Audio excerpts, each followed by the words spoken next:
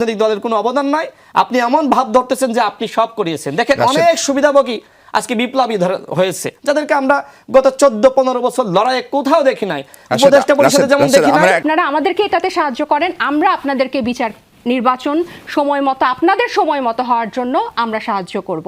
এখানে নির্বাচনের ব্যবস্থা করে দেওয়ার কথা বলা হয় না। আমরা এখানে একটা জাতীয় ঐক্যমতে পৌঁছাতে চাই, কারণ এখন কারণটা বাংলাদেশ, যে জনগণ যাকেই ভোট দিবে, এমন যদি হয় আপনারা যদি গণপরিষদে যেতেন, আপনারাই নির্বাচিত গণপরিষদ, আপনারাই একটা সংবিধান প্রণয়ন করবেন বা সংস্কার করবেন, এরপরে আপনারা সংসদে যাবেন। আমরা কিন্তু বলছি না যে আমরা এখানে কোনো ষড়যন্ত্র নাই, আমরা ওনাদের সহযোগিতাটা আশা করছি, আমরাও সহযোগিতা করব বলে বলছি। একদম পরিষ্কার। রাশেদ, গণপরিষদ নির্বাচন বনাম সংসদ নির্বাচন সম্ভবত সেটা নিয়ে এখন আলোচনা, ফলে আলোচনায় নির্বাচন অলরেডি চলে এসছে এবং ঐক্যমত্য কমিশনও সেটা বলছে যে গণপরিষদ যে নির্বাচন হবে সেটা গণপরিষদ নির্বাচন হতে পারে, সেটাকে সংসদে কনভার্টও করা যেতে পারে। প্রফেসর আলী রিয়াজের যা ব্যাখ্যা আজকে আমরা পড়লাম, ফলে আপনাদের বোঝাপড়া কি বা আপনারা আসলে কি চান?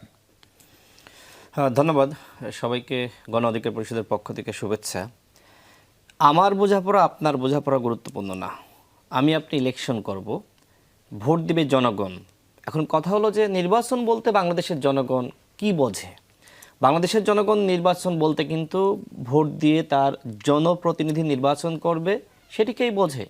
গণপরিষদ, আপনি একজন রিক্সা চালক, ভ্যান চালক বা একজন শিক্ষিত মানুষের কাছেও কিন্তু আপনি গণপরিষদের উত্তর পাবেন না। আমার মনে হয় যারা বলছে তারাও সঠিকভাবে যদি আপনি তাদের কাছে উত্তর দাবি করেন, তারা উত্তর দিতে পারবে না। এখন তাদেরকে কেউ শিখিয়ে দিচ্ছে, পড়িয়ে দিচ্ছে, পিছন থেকে গাইডলাইন করছে, আপনি তাদেরকে চিনবেন না।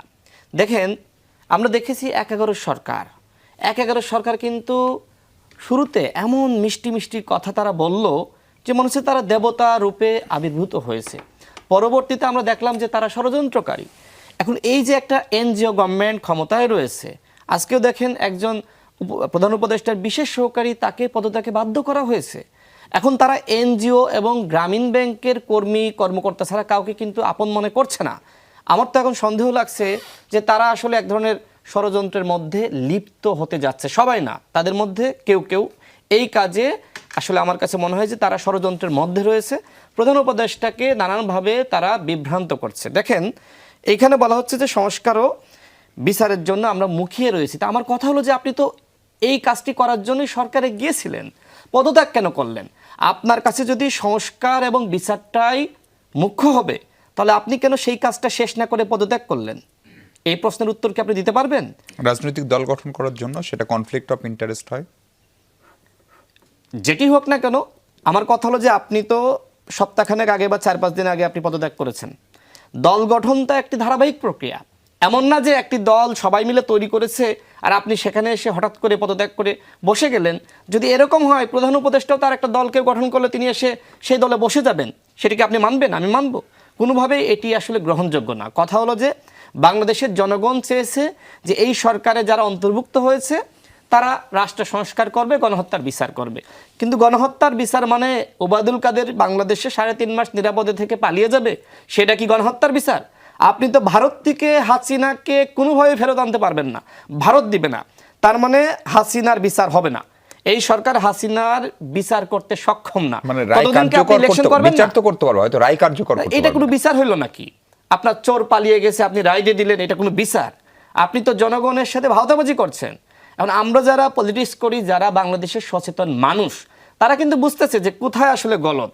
এখন সাধারণ মানুষ, আবেগী মানুষ, তারা হয়তো অনেক কিছু বুঝতে পারছে না। গলতটা কোথায় রাশেদ? গলত তো এখানে যে আপনি রাষ্ট্র সংস্কারের কথা বলে আপনি সংস্কার না করে আপনি পদত্যাগ করেছেন, এখানেই তো গলত।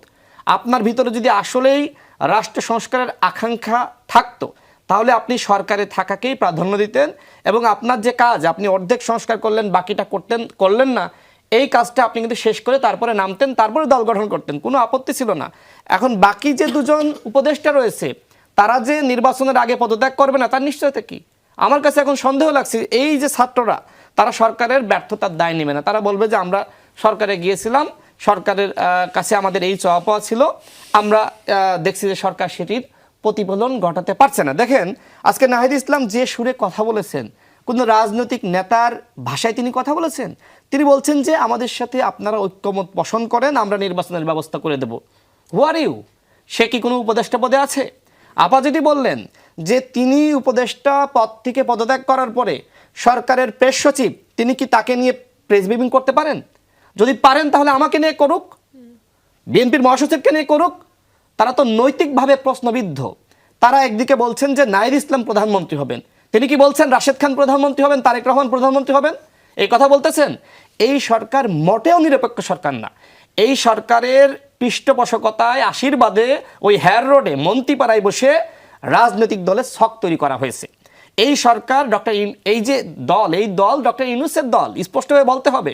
ডক্টর ইউনূস নিজেই তার বক্তব্যের মাধ্যমে প্রমাণ করেছে যে এই দল ডক্টর ইউনূসের নির্দেশনায়, ডক্টর ইউনূসের পরামর্শে গঠিত হয়েছে। মানে আপনি কিংস পার্টি গঠন করেছেন, আপনি স্বীকার করতে সমস্যা কি? স্বীকার কিন্তু তারা করছে কিভাবে জানেন? তারা বলতেছে যে বিএনপি তো কিংস পার্টি, জাতীয় পার্টি তো কিংস পার্টি। তার মানে যখন প্রশ্নটা তাদের দিকে যাচ্ছে তারা কিন্তু এইভাবে কিন্তু পরোক্ষভাবে স্বীকার করে নিচ্ছে। তো আমার কথা হলো যে গণ অভ্যুত্থানকে আপনি একা করেছেন, আমরা করি নাই। 18 সাল থেকে 24 সাল পর্যন্ত আমাদের লড়াই সম্পর্কে তো আপনি জানেন। এই 24 সালে আমাদের সভাপতি জেল খেটেছে, অসংখ্য রাজনৈতিক কর্মীরা জেল খেটেছে, আমির খসরু মাহমুদ চৌধুরী জেল খেটেছে।